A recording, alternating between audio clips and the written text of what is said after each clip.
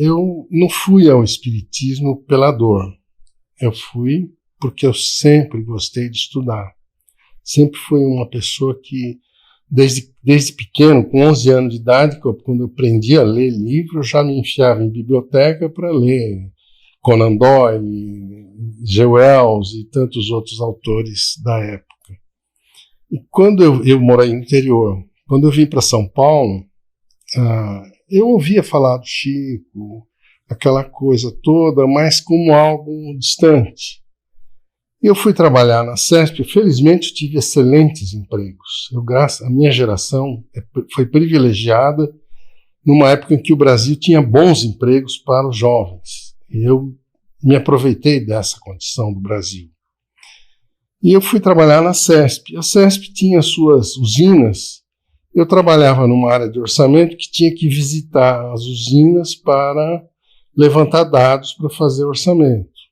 E nessa eu fui para Furnas, fui para outras empresas, e aí uma delas pertinho de Uberaba, que é de Furnas. E como o nome do Chico estava mais ou menos em evidência, isso foi em 66, 67, 68, eu fui conhecer o Chico pela primeira vez, por curiosidade. Estava eu e 3 colegas da CESP. Naquela época, o ambiente que o Chico trabalhava eram 4 pilares com um telhado, não tinha parede. Eram bancos de madeira, as pessoas sentavam ali, e o Chico recebia mensagens de consulta médica com receitas do Bezerra de Menezes para as pessoas que estavam ali, e depois psicografava uma nota do Bezerra e terminava o trabalho. Era uma coisa extremamente simples que ele fazia. E nós fomos lá, eu fiquei olhando lá atrás, quase no portão, e de repente o pessoal já era tarde, eram umas 7h30 da noite ali, estava acabando o trabalho, o pessoal se levantou para cumprimentar o Chico. Eu falei, bom, vamos embora, né? A gente já viu como funciona isso aqui, como ele trabalha e tal. E nessa de querer sair do ambiente, o Chico mandou chamar a gente. E aí ele perguntou, quem que é o Alfredo? E aí eu me identifiquei, era um molecão de 22 anos. E eu fui lá, baixei, ajoelhei perto dele, assim, me agachei perto dele, e falei, Chico, eu sou o Alfredo. Ele falou, olha, ele nem olhou para minha cara. Ele falou, meu filho, estuda a doutrina espírita porque você veio com missão. Você vai ter que trabalhar. Desse jeito. E continua atendendo as pessoas. E você imagina como é que eu saí dali. Eu vim para São Paulo, comecei a frequentar a Federação Espírita do Estado de São Paulo e, ao mesmo tempo, de vez em quando ia para Uberaba para ver o Chico, ver o trabalho dele no centro e tal.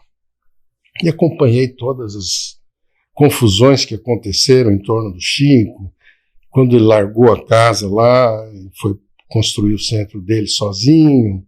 Enfim, todas essas nuances que eu acho que não vale a pena a gente entrar em detalhes, porque são dolorosos até para o Chico.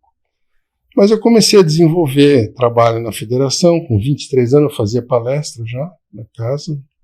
Não sei como, porque eu não cheguei a fazer os cursos. Já comecei a falar antes de fazer os cursos da federação. Depois fui fazer os cursos. E nisso eu fui embora, fui trabalhando. E na época a federação ainda era muito Kardec, pureza doutrinária, aquela coisa toda. Introduzir o Chico lá dentro foi muito difícil, foi complexo. É mesmo? Não foi uma coisa pacífica.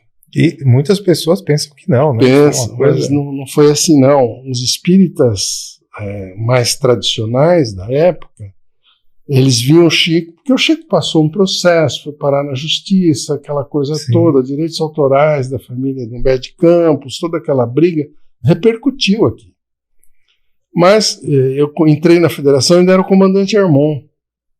E o comandante era um cara aberto. Um cara, muita coisa que a gente está estudando hoje de revelação cósmica, o comandante introduziu lá. Ele, olha que curioso, colocou lá dentro. É nesse sentido que eu falo, eu acho que o espiritismo já foi melhor do que é hoje. Porque a pureza doutrinária voltou. É um pouco difícil discordar com você disso. Tudo aquilo que a gente conquistou durante décadas acabou sendo esvaziado por essa questão de pureza doutrinária. o espiritismo é só Kardec. Então, o resto é fantasia, é suposição, e isso, infelizmente, não é verdade.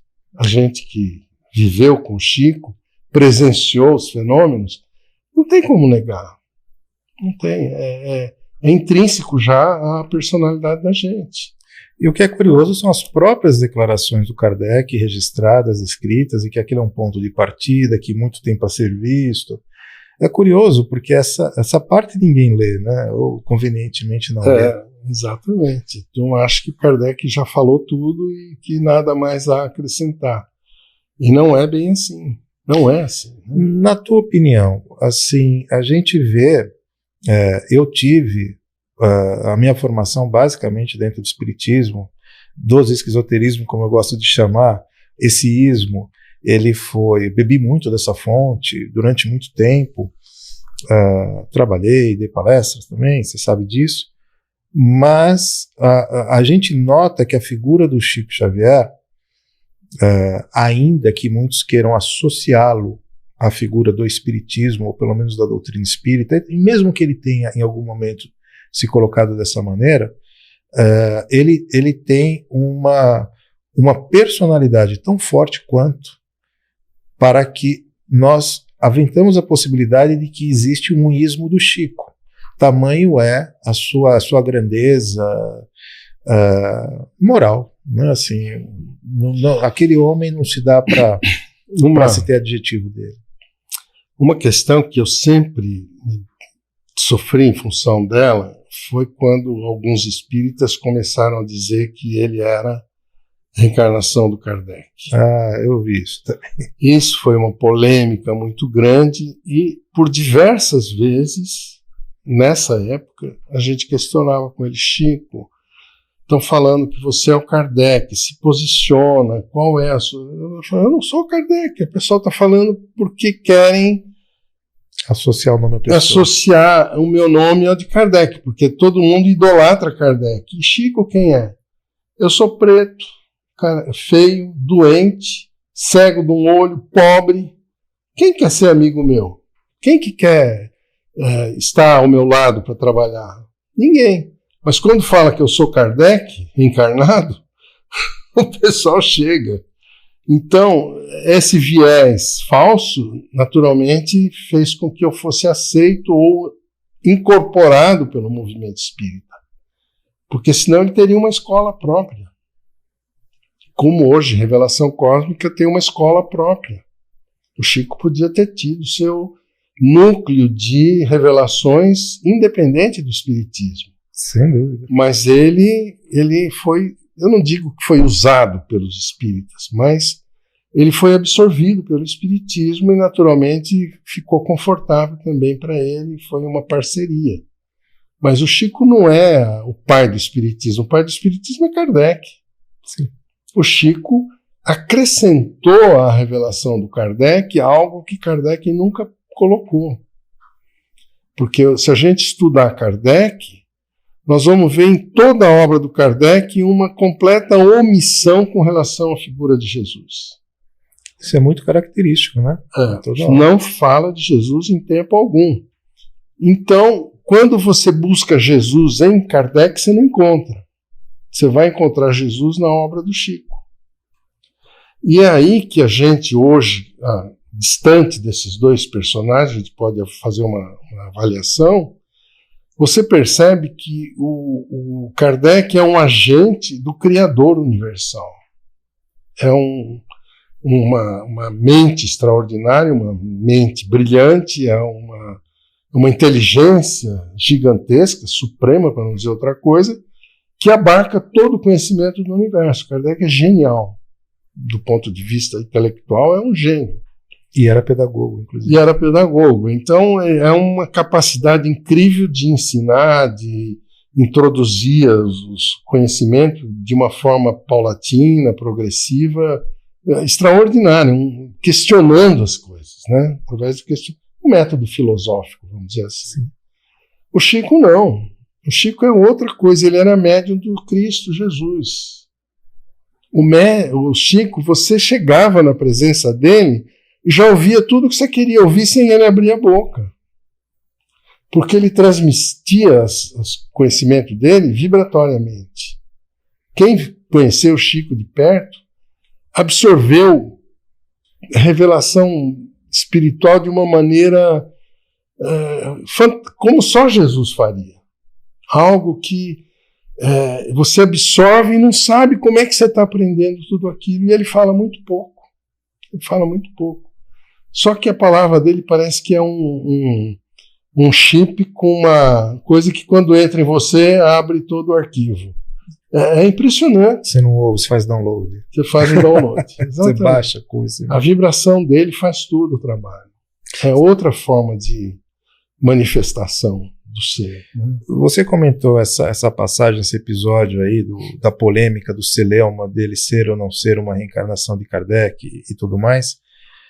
E a gente sempre viu, eu sempre vi isso com muito interesse, o quanto que essa temática sempre passou a ser muito importante para as pessoas que estão envolvidas no espiritismo, ou seja, essa coisa de que fulano foi Beltrano, vem a legitimar ou deslegitimar o que ele está falando. Eu passei por algumas situações dessa e sempre, até hoje, né, é muito complicado para as pessoas e vira conversa de botequim, né? Eu sempre, nos atendimentos que eu fazia e faço, sempre vem alguém que fala assim, olha, eu passei por uma pessoa que ela me disse que eu fui uma senhora de engenho, né? E tive muitos escravos, é por isso que eu estou passando por essas coisas hoje. O que é curioso é que nunca baixa um escravo para falar com isso, é sempre dono de engenho, sinhá, ou seja, as pessoas tentam dar uma glorificada no que aconteceu lá atrás para legitimar as relações que elas estão vivendo hoje, o momento que elas estão vivendo. Seja nesse caso de tentar transferir para o Chico alguma coisa, e não estou dizendo que não seja, não é essa a questão, mas da conveniência de você trazer situações históricas para legitimar pensamentos do momento. Né? Porque já não disseram que foi a encarnação de Jesus logo de vez, assim, já legitimava de vez. Médium de Jesus ele era, com certeza. O movimento espírita, ele no Brasil, isso é muito curioso, o espiritismo, o kardecismo, vamos colocar dessa maneira, ele se institucionalizou aqui, porque enquanto obra, ele me parecia muito mais científico na França. Sim. E aqui que ele tomou esses ares de uma certa religiosidade, foi popularizado melhor. Aqui, né? No Brasil, a doutrina se popularizou, mas em função do Chico. Se não fosse o Chico, o espiritismo seria ainda um trabalho de bastidor, de grupos elitistas, de grupos fechados, como ainda se tenta fazer, de certa forma, quando você fecha para gente de fora o espiritismo. Não, o espiritismo tem que ser feito dentro da casa espírita. Isso não deixa de ser uma forma elitista de conduzir a doutrina. Eu acho que essa pandemia teve um efeito colateral fantástico, porque botou os espíritas para fora do centro. Está tudo na net, tudo na live. É verdade. Então a pessoa está tendo que enfrentar um público que não é submisso dentro da casa espírita, não é o assistido que deve retribuição ao dirigente, ao expositor, ao passista, etc. Isso muda tudo dentro da doutrina espírita, porque se torna um trabalho de serviço ao próximo e não de proselitismo de assistidos. A net está mudando tudo. Você sabe que ouvindo essas palavras de um espírita, né, ele já... Bom, eu já sou execrado, então eu posso falar. Pois é, você passou a sua história dentro do espírito. Você tem 50 anos de jornada, isso não é brinquedo. Isso não é brinquedo, né? Dentro desse caminhar. Como é que você usou a palavra execrado? Vindo de quem vem, eu acho que ela está muito apropriada, porque essas pessoas, infelizmente, o dogma hoje ainda é mais forte do que a razão, do que o afeto. É interessante isso, né? As pessoas, seus dogmas são muito mais importantes que o afeto que eu possa ter pelo meu semelhante. Como é que você ainda vê esperança nesse processo, nesse momento, particularmente com o que Chico Xavier trouxe para dentro do movimento espírita? A gente não pode esquecer alguns nomes, né? Acho que André Luiz tem toda uma galera aí que apoiou e seguramente ainda trabalha. à luz desse mundo, eu não gosto da palavra pós-pandemia, porque me parece que está muito longe disso acontecer. Esse mundo que a gente está vivendo com toda essa pandemia, como é que as pessoas vinculadas ao movimento espírita se enxergam e que esperança que eles veem de um mundo de amanhã à luz do que eles imaginam ser a verdade? Eu vou dar uma opinião pessoal, diante da vivência que eu tenho dentro desse conjunto de experiências. Eu acho que o movimento espírita está numa encruzilhada, no seguinte sentido: aquilo que já foi revelado, tanto por Kardec quanto pelo Chico, de certo modo é senso comum. Quem está trabalhando hoje dentro desse contexto está repetindo o que já foi dito. Não se acrescenta mais nada, porque os autores da revelação já não estão mais presentes. O que o espírita hoje precisa fazer é abrir sua percepção para o que está acontecendo fora. Porque o grande problema do espiritismo hoje é achar que novas revelações venham de dentro do espiritismo. Se elas chegarem, elas têm que vir de dentro da casa espírita. E isso pode ser falso, pode ser uma coisa equivocada, uma expectativa equivocada. Eu tenho certeza, para meu diletantismo pessoal, que a revelação nova está vindo de fora para dentro. O movimento espírita ainda não acordou para isso. Então, essa encruzilhada que o movimento espírita está, precisa ser questionada. Ou a gente vai ficar enxugando gelo com assistido até morrer, né? Num trabalho que, de certa forma, é muito pouco produtivo, e ignorar tudo que está acontecendo fora, ou começar a ver o que está acontecendo e, isso aqui é interessante, vamos estudar, isso aqui pode dar certo, vamos trabalhar com isso, vamos, sabe, abrir os horizontes, abrir o leque de opções do espiritismo, porque o espiritismo, as pessoas parecem que não percebem isso, mas o espiritismo agregou muita coisa de fora no começo. Sim. E depois, eu lembro que na época do Armon, a gente estudava Ramatiz, estudava revelação cósmica, que na época não tinha esse nome, mas o livro A Caminho da Luz era amplamente debatido, a coisa dos anjos caídos, a questão dos dilúvios que o comandante Armon colocou nos exilados da capela, que haviam outras humanidades que se extinguiram. Tudo isso hoje está evidente, está estampado na arqueologia e o espírita parece que não está vendo isso.